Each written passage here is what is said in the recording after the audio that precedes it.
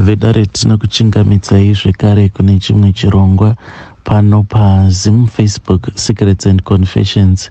Tadzoka zvekare nemamwe mamessages rekedzei tibva tapinda mumamessages edu atadzoka takakubatirai. Message yedu yekutanga yakamira sekudai so: hanzi makadi zvenyu mukoma, ndinokumberawo kuti munge muchindiposterawo nyaya yangu makavikawo chitupa changu. Inini ndiri mudzimai ane makore 36 years ekuberekwa, ndine mwana wangu 1. So mukoma, inini ndakasoyawo kunoku kuUK, it was like was chaiko.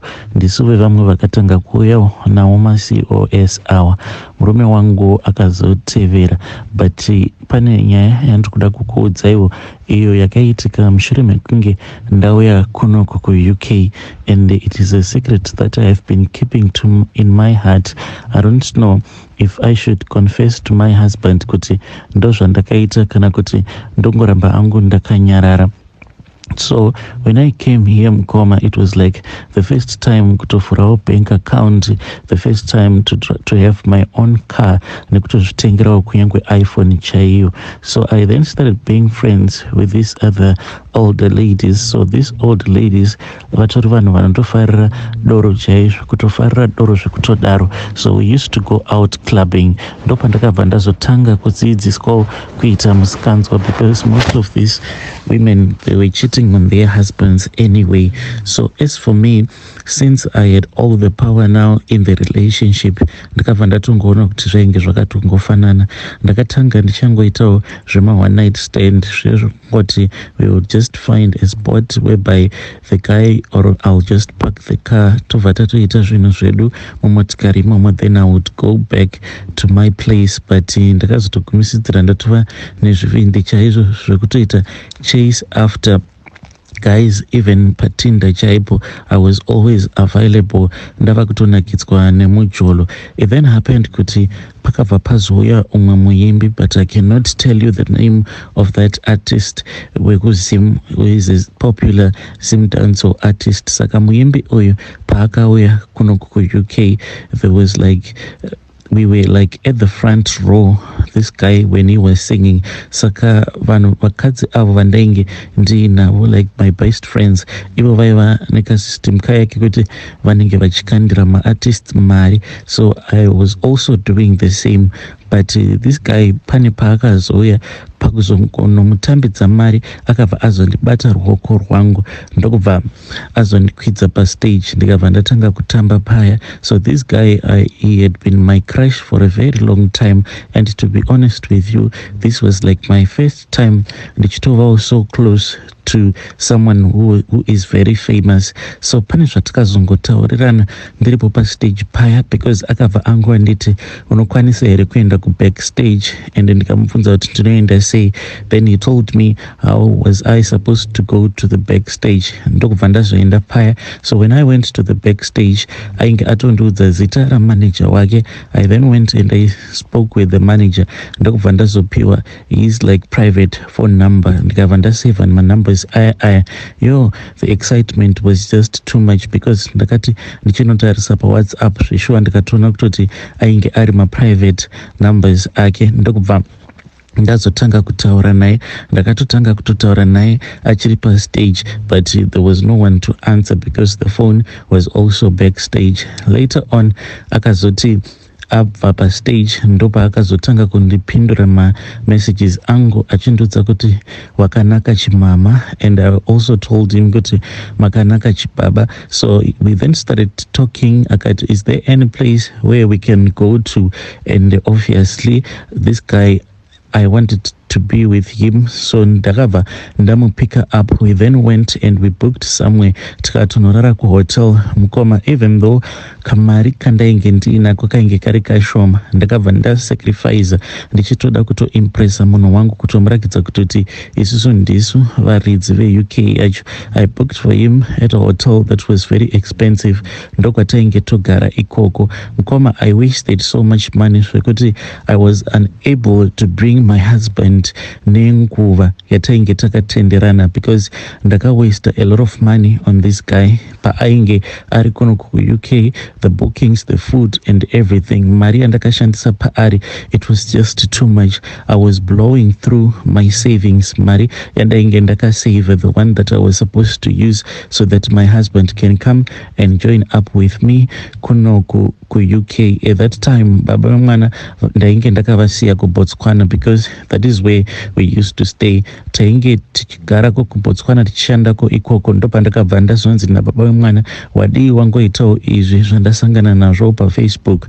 He is the one who came across this information yemaCOS, then he encouraged me kuti ndinge ndichiitawo zvemaCOS, ndikatoita zvinhu zvangu paya, but I was not even believing kuti ndainge ndichazokwanisawo kuuya kuno. Then at the last minute pandainge ndotoitwawo ma-interview, that is when I believe kuti ko ingawani zvinhu izvi ndezvechokwadi. Kunyangwe pandainge ndichitouya kuno kuUK, I kept on telling myself kuti ndokutongosvika ndikutongodeportiwa kana kutoti ndaitotaura hangu nemascammers kuNigeria, but ndakatouya kuno ndikatotanga kutoshanda kusvika ndabatwawo nemweya wenzvimbo ndokubva ndazotanga kuchita on my husband. So zvose izvi murume wangu haatombozvizivi kuti ndo zvakaitika. I just lied to him kuti zvinhu zvainge zvakaoma, but what he does not know is that ndakadyiwa mukoma, ndakadyiwa for only a few months, but zvimwedzi zvishoma izvozvo zvandakadanana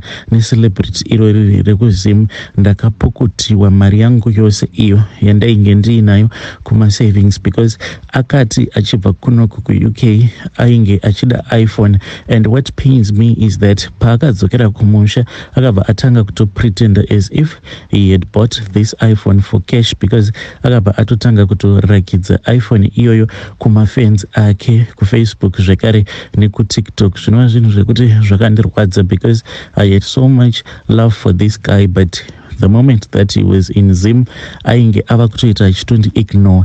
Ini manje ndini ndainge ndomunyengerera, and pakunomunyengerera aibva ati nditumidzire mari. Apa ndaibva ndamhanya ndobva ndanomutumidzira mari. There were times when he was recording some of his singles and the studios that he was going to, ndini ndaitomubhadharira for the sessions. Aitondiudza kutoti nditumidzire mari because I'm going to record and I want to record a song that is all about you. Nditori nemasongs akatoita mukurumbira andakatoimbirwa inini this artist. It is just that I cannot mention his name because ndinotya kuti zvinozotondiparadzirawo kana marriage yangu, or maybe he would hate me for the rest of his life. But this guy akatondishandisa zvekutodaro akandidya mari yangu yose. So this is my own confession mukoma. So there was this other time when he was supposed to come back kuno kuUK, akabva ati ndaifanira kuti ndinge ndichimutengera maflight tickets like yekuuya kunoku ne-return, but the money was just too much. Apa ndava kutanga kufunga kuti kana azouya kunoku we cannot stay at the place where I am staying. Taitofanira kuti tinge tichizoenda kunogara kuhotel, and I saw kuti mari chaiyo, mari ndainge ndisisina, because I was now living from hand to mouth nezvose zvandainge ndamuitira previously. So pandakamuudza kuti this time around I'm really broke, unokwanisawo here kungotengawo maflight tickets ako, then kuno kundobva ndazongomanager, because already this guy, he was promising me marriage, achitonditi ndinotokudawo zvekutodaro and I want to get married to you. Pandakangomurakidza kuti mari ndainge ndisisina, ndakatongoona munhu ava kusandipindura, munhu ainge ava kusataura neni, achingondiblutika kudzamara ndega ndatoona kutoti panapa ndainge ndatorambwa. So this is what happened to me mukoma. Ndakatongoshandiswawo nomumwe muimbi wedu wekuZimbabwe anoimba Zim dancehall. It is just that for my own security and for the safety of me keeping my marriage safe, I cannot tell you the name of this artist. So murume wangu iye haatozvizivi kuti idziwo ndodzandakatsikisa mushure mekunge ndauya kuno kuUK. So this secret handina kana umwe munhu wandakamboiudza, not even my sisters, not even my friends, not even those women like who know kuti I was dating this guy, but they don't know kuti when I was dating this guy ndo mari yandakadyiwa mari yangu yose yekuma savings yandainge ndinayo. To them I just pretended and acted as if I did not want my husband to quickly come and join up with me kunoku ku UK. So this is my own story mukoma. Ndinokumbira maadvices kubva kune vedare renyu. Ndotaura here nyaya yangu, ndotsvaka umwe wekuziva here wandinokwanisa kuudza nyaya yangu so that ndikwanise kuitawo a proper decision in my life. Ndakatojyiwa ndakasvinura sematemba. Vedare ndo message iyo yandakatumidzirwa ichibva kuna kune mwanasikana uyu. Naimi zvazvakangoma hazvo vedwe, anzi akati ndamutengera iPhone then ava kuzimu ndokubva atotanga kutoita malive achitorakidza mafans ake achiti I have bought this latest iPhone. Apa yange iri mari yangu, mari yesiya yandainge ndashandira, ndakasacrifice kudhileya murume wangu kuti asauya kunoku in time because ndainge ndava kutozviona ndava mukadzi wake, ndava mukadzi wecelebrity. Apa ndaitoshandisa kamari kangu kandainge ndinako kashomanana ndokandaimubhukira kumahotels, kumutengera hembe, kumutumidzira mari dzekuenda kunorekodha music yake. Zvakangoma hazvo vedwe. Asi ngatitaurei navo vanzvadzi vedu ava mucomment section what a sad story. Asi zvinotaurika here izvi kana kuti it is a secret that she must just hide in her heart forever. Regedzai tibva taenda panyedu inotevera. Nyedu inotevera yakamira sekudai so. Hanzi makadi zvenyu mukoma, ndinokumbirawo kuti munge muchindipostirawo nyaya yangu makavikawo chitupa changu. Inini ndiri musikana ane makore 20 years ekuberekwa. Ndakauyawo kunoku kuSouth Africa kuna mama vangu apo pandainge ndichiri ne17 years. So kumba kwainge kwava kuitikawo zvimwe zvinhu zvainge zvotongobohwa even though my mom does not know anything. So ndainge ndichigara nasekuru hanzvadzi yamama. So sekuru ava vainge vachida kurara neni. Izvi vakatanga kuda kuzviita apo pandainge ndiri somewhere around 15 years. Zvakamboitika zvikambotaurika vachingonditi uya kuno kubedroom kwavo. So ndaibva ndazoramba paya, ndobva ndazobuda panze, ndobva ndazomirira kuti gogo vange vachizodzoka. That is what I used to do even if kana kwainge kuchinzi gogo vaizotodzoka pamba somewhere kana kuma10 kana kuma11 PM ndaitomirira hangu gogo ndigere panze because zvainge zvichiitwa nasekuru zvainge zvichitondibohwa and zvichitondityisa because vaitoda kutondibata chibharo but I avoided him. And vakati vambozviita zvinhu izvi ndiine 15 ndokubva vazomboita semunhu ainge aine kahunhu mbichana but ndakazoti zvino ndava 16 17 ipapo ndobva zvakabva zvazoita worse zvokuti vainge vatova nezvivindi zvokuti dzimwe nguva vaitombondihaga vachitoda kutondikisa but ndaizongoramba. Pandakaona kuti zvinhu zvacho zvainge zvava kunyanya kubohwa ndopandakabva ndazotaura namama ndikavaudza kuti ndainge ndichidawo kuuya kuno kuSouth Africa kuzombovaona. Mama vakabva vabvuma paya but mama vainge vasingatozvizivi kuti this is what I was running away from. Ndakauya kuno ndokubva ndazotanga kugara namama. Ndakati ndava kugara namama manje the problem that started happening was that mama vangu vainge vaine 2 rooms dzavo, saka inini ndairara in the other room. Mama vangu kuno vainge vaine maboyfriends avo maviri. Vakambotanga vachawandisa maboyfriends avo vachingoti vakadai vobva vati ndichadzoka mangwana. Semunhuwo ainge atovawo neruzivo rwokuti munhu anoenda kuma sleep over, I knew kuti this was what my mom was doing. Kuzosvika mama vazotanga kuita zvivindi zvekuunza maboyfriends avo pamba. Saka vaizoti kana vaine maboyfriends avo ndaibva ndazokaruka ndazongomuka ndichinzwa vari vaviri vanhu ava vachiita noise vachitorakidza kutoti mubedroom munenge muchitoshandwa basa chairo and most of the times vaizofungidzira kuti ndinenge ndarara but ndinenge ndakatosvinura. So ndozvimwe zvezvinhu zvakazokonzeresa kuti ndinge ndichitanga kuitawo mafeelings ekuti ndinofanira kutsvaga boyfriend yangu.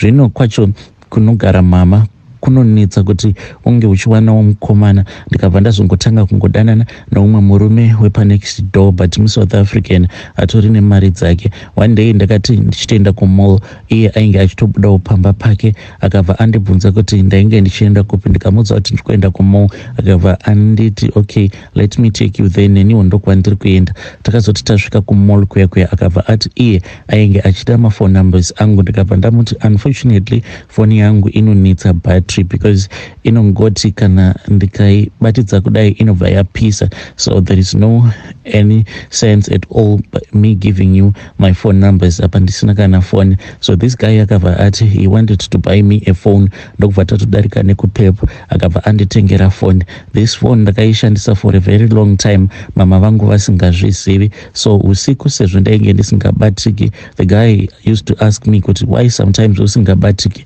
Ndikabva ndamuudza kuti mama vangu hazviita kuti vange vachiziva kuti ndava nefone. So the guy akabva ati alright, zvatava kuita ndezvekuti ndichange ndichizokupa mapace jobs, but kwainge kusina kana mapace job ainge achimbondipa. Mama vaitofungidzira kutoti ndatowana kabasa, but ndaitoenda pamba ipapapa ndichitonoita bonde naye, ndobva ndatopiwa mari yangu. So ndakati ndati shandei, ndikabva ndazonyepera mama kuti ndainge ndatenga foni yangu. From there on ndakazongotanga kuwanawo zvimapace job, but ndaingoti pose pandinenge ndashanda ndaibva ndatanga kurara nemurume wepo, even though munhu wacho aine mukadzi wake. So ndakabva ndatopindwa nekahunhu ikako. Ndakazoti ndashandira manje vamwe amai vekuGhana, murume wacho akabva azondinyengawo apo amai vacho pavainge vasipo. Ndakabva ndazobvuma murume iyeye ndikatombogarapo pamba pacho because mukadzi wacho ainge akambodzokera kumusha kwavo, but vanhu ava vasati vazorelocate vachibva muno muSouth Africa vachienda kuDubai. Murume uyu pane pamwe paakanditora akati ainge achida kuspenda night neni. Zvaakazondiita nanhasi uno zvinondivhundutsa mukoma, and handizive kana zviri izvo zvinondipa minyama mumarelationships because ndava kungosemewa nevanhurume avo vandinenge ndichidanana navo. I have never had a serious relationship kubva ipapo. Even our neighbor, he hates me with all of his heart, even though asina kana kumbogara akandibata ndichichita. So what happened was, like, before vanhu ava vasati vazomigrate vachibva muno muSouth Africa, takaenda kune imwe nzvimbo yemafaro, ndokubva tafara zvedu. Takati tapedza kufara ndokubva tazoenda kumabooking. Takati tiriko kumabooking kuya, so I was on my period. Ndikabva ndazomuudza kuti and une munyama because ndiri kumaperiod, but what he did, it really shocked me. Nanhasi uno zvinotondivhundutsa because akabva ati painge pasina kana problem. Ndokubva taita bonde paya, but takati tiri pakati pekuita bonde ndakazongokaruka munhu aburitsa chinhu chake atondisimudza makumbo, ndokubva atotanga kutodya sikarudzi yangu. Akandidya sikarudzi yangu ndiriko kumaperiods kudaro. So ndakangoti zvimwe kuda munhu ari kungondinzwira jinja since this was going to be our last night.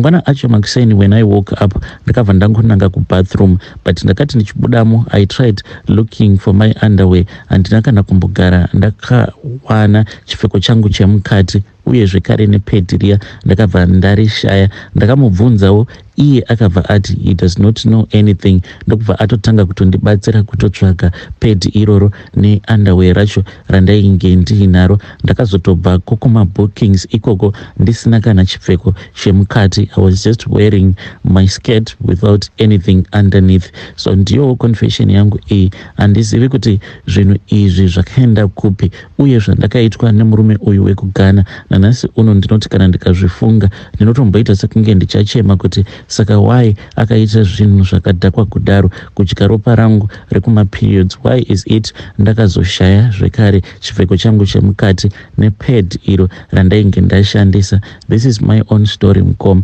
Handiziviwo kuti mama vangu ndovaudza here, or should I just remain quiet? Hey, vedare ndo message iyo yandakatumidzirwa ichibva kune mwanasikana uyo. Naimi kozva zvakangooma hazvo veduwe, please ngatitaurei naye mwanasikana uyo mucomment section. Hanzi pandainge tiri kumaperiods, blessa mbinga yangu yakabva yatanga kudya ropa rangu rekunguva yangu. Zvakangooma hazvo veduwe.